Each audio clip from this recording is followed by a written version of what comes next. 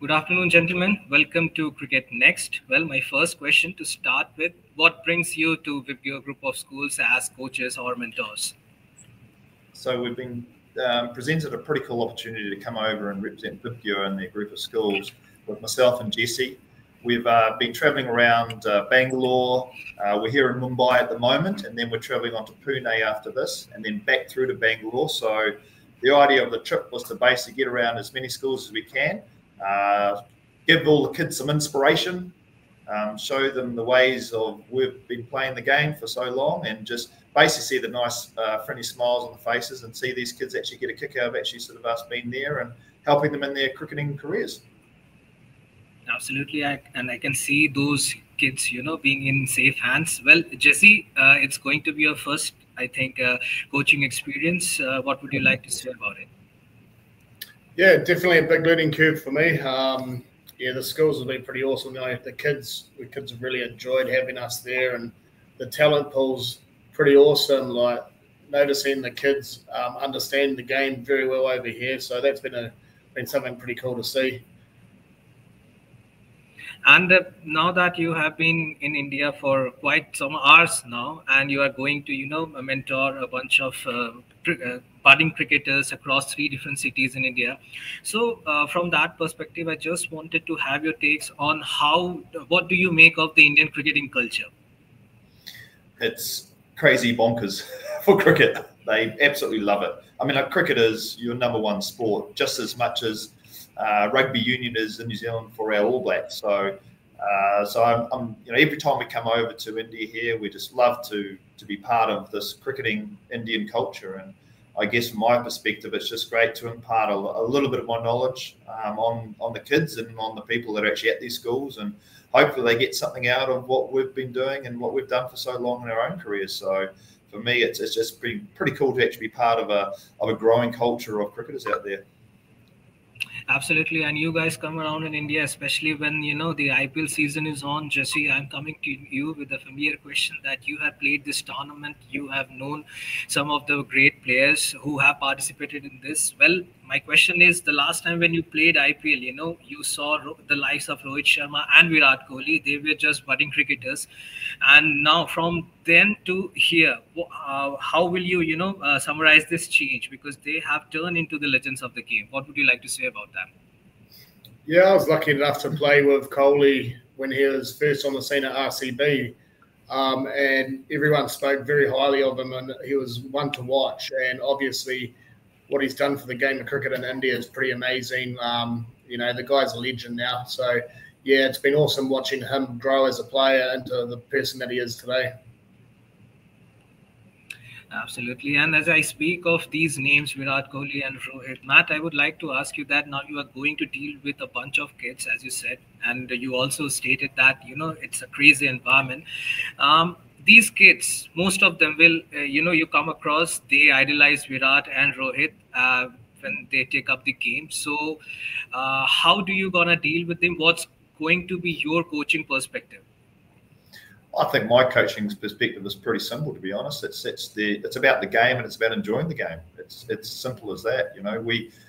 We learned at a very young age, and we were lucky enough to go through a schooling system where we're having good coaches coach us, and obviously we fell in love with the sport. And I guess for me, it sort of just cascaded into a career for both of us, really. We had very humble backgrounds, and I guess for me, it's the coaching principles are all very, very similar. We try and sort of keep it nice and simple, and we actually go and encourage the kids to actually go out there and enjoy the game, both male and female. The following of the female cricket now is getting huge as well, just as much as the male population of the game. So for me, it's just a question of just getting out there and just making sure that everyone enjoys the game for the game's sake. Simple as that.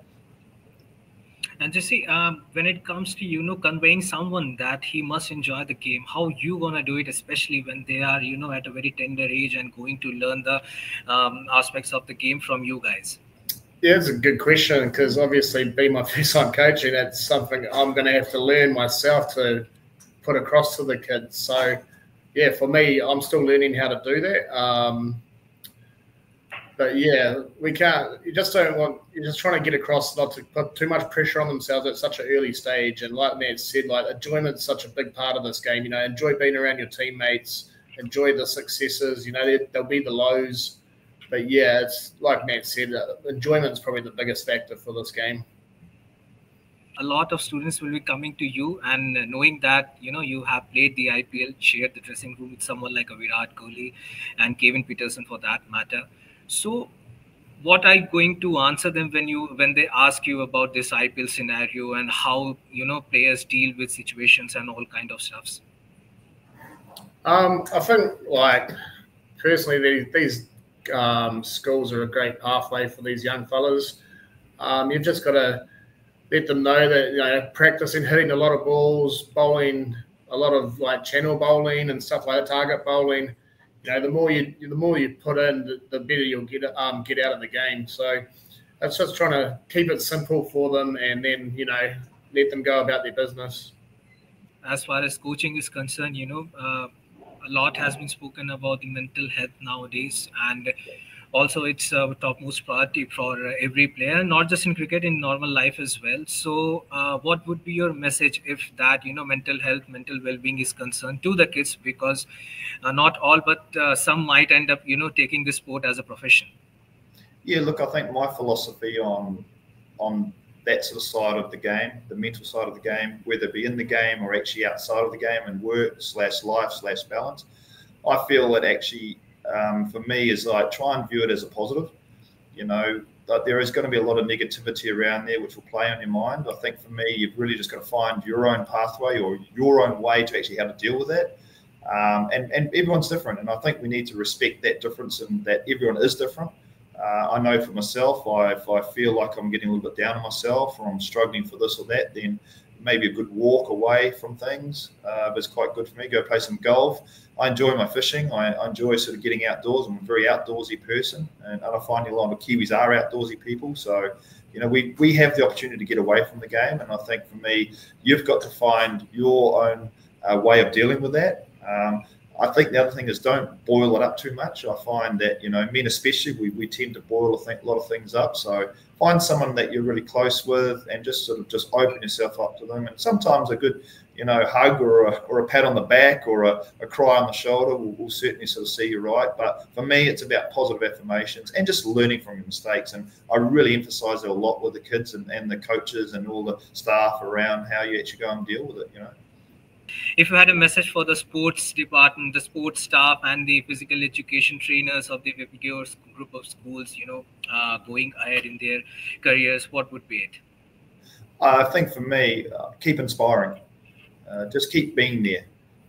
These guys are over here, and girls, don't forget. They're in a controlled environment, and I think for me, as a coach, and I always have a philosophy around just going out there and inspiring and motivating. I think they're really key components of anything, whether it be in the classroom or on the outside, just to let them just be there and inspire them, and actually just be there for them, really. They're lucky enough to have coaches and teachers around, so just learn from your peers, learn from your teachers, and just go out there and, like we've talked about before, go and enjoy the game. Thank you so much for your insights, gentlemen. And it was my privilege to speak to you. It was a nice conversation, I believe. And I hope you also believe the same. Thank you so much, guys. No worries. Namaste.